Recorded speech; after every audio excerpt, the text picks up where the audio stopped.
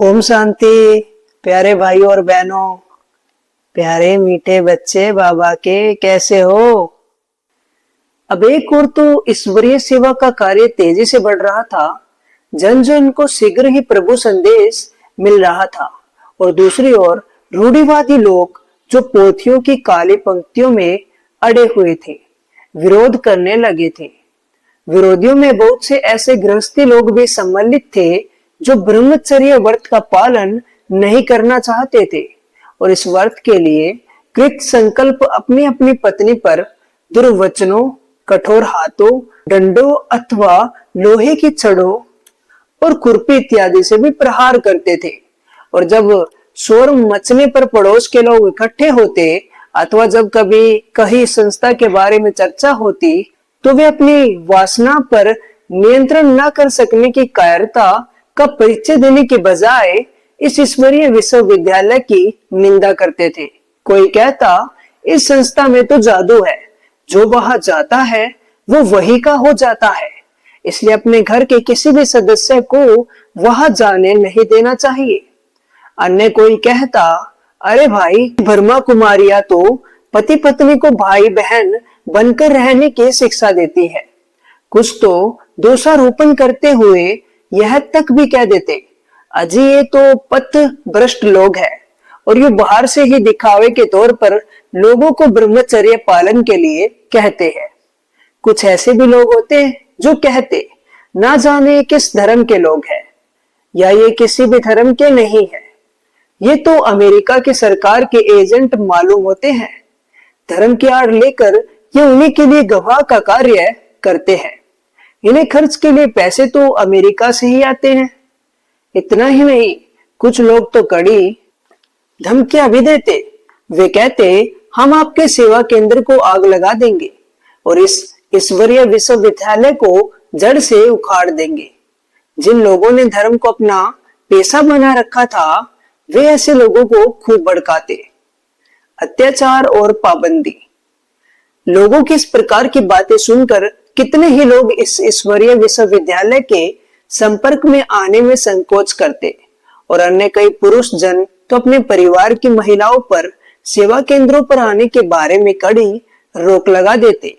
यदि कोई ज्ञानामृत की पिपासा के वश उनकी स्वीकृति के बिना चली आती, तो वे उस पर इतना अत्याचार करते कि जो इतना तो मालिक को अपने ढोर पशु पर भी करने की कानूनी पाबंदी है। अफवाहें सुनने और सुनाने वाले इतना भी विचार नहीं करते थे कि एक और तो इन पर यह आरोप लगाया जा रहा है कि पति और पत्नी को भी भाई बहन बनाते हैं, और दूसरी ओर इनके चरित्र पर लाछन भी लगाया जा रहा है। इन दोनों बातों में तो परस्पर विरोध है। एक और तो यह कहा जाता है कि इन्हें अमेरिका की सरकार से पैसा मिलता है, और दूसरी ओर यह भी कहा जाता है कि पैसा लेने के बारे में इतनी कड़ी है कि किसी से चंदा या दान नहीं मांगती। तब पता नहीं कि इनके पास पैसा आता कहां से है। इन दो बातों में तो परस्पर मेल ही नहीं है, क्योंकि जो अमेरिका से पैसा ले सकता है, अर्थात जो येन केन प्राक्रेण पैसा ही ऐंठना चाहता है, तो वो स्थानीय लोगों से भेंट किए गए पैसे को अस्वीकार करने के लिए आत्म नियंत्रण कैसे कर सकता है। धार्मिक संस्थाओं द्वारा भ्रांतियों का प्रचार।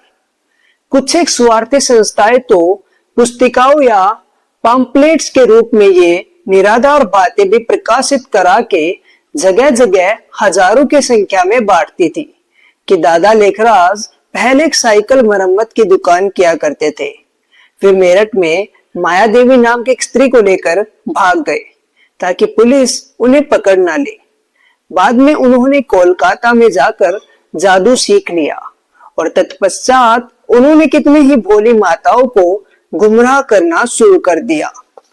उन पुस्तिकाओं में यह झूठी बात भी लिखी होती कि दादा लेखराज को सिंध में जेल मिली थी। हाय हाय, देखो तो आज का इंसान किस प्रकार अंधविश्वास और मिथ्या मान्यताओं की दलदल में फंसा है, और किस प्रकार वह दूसरों को भी झूठे प्रचार का शिकार बनाता है। वो संस्थाएं और उनके संपर्क में आने वाले लोग कभी इस बात की पड़ताल करने का सद-प्रयत्न ही नहीं करते थे कि आखिर सत्य क्या है। यदि वे चाहते तो दादा लेखराज के परिवार के जीवित लोगों से भी मालूम कर सकते थे कि दादा लेखराज का सही परिचय क्या है। यदि उन पर उन्हें विश्वास ना होता तो वे उनके कुछ जीवित विरोधी लोगों से भी इस बात का पता लगा सकते थे कि दादा लेखराज एक प्रतिष्ठित जवाहरी थे या साइकिलों की दुकान करते थे। क्या उन्हें जेल मिली थी या इनके विरोधियों को गिरफ्तार किया गया था? परंतु उन स्वार्थी लोगों का तो लक्ष्य ही जनता को भड़काना था। इसलिए उन्होंने सहज सुलभ साधन को भी नहीं अपनाया। वातावरण में भ्रांतियां और उत्तेजना, इन सब का परिणाम यह हुआ कि लोगों में भ्रांतियां बढ़ती गई। पंडितों, पुजारियों, कट्टरपंथियों तथा अवसरवादियों ने इस ईश्वरीय विश्वविद्यालय की घोर निंदा करनी शुरू की।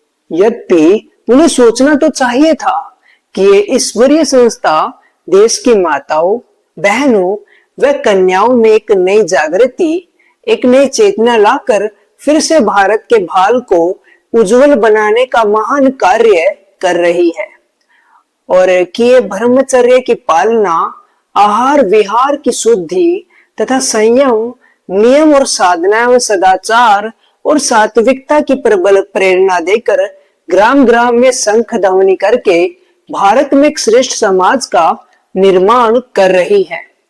परंतु वे इसे अपने लिए ईर्ष्या का विषय बना रहे थे और शताब्दियों से नारी का तिरस्कार सुनने सुनाने की लत पड़ जाने के कारण पुराने पोतों से मुंह छोड़ना असंभव मान बैठे थे। तो प्यारे भाइयों और बहनों, आगे की कहानी आपके साथ अगली वीडियो में शेयर करेंगे। तो भाइयों बहनों, हमारे साथ बने रहिए। ओम शांति।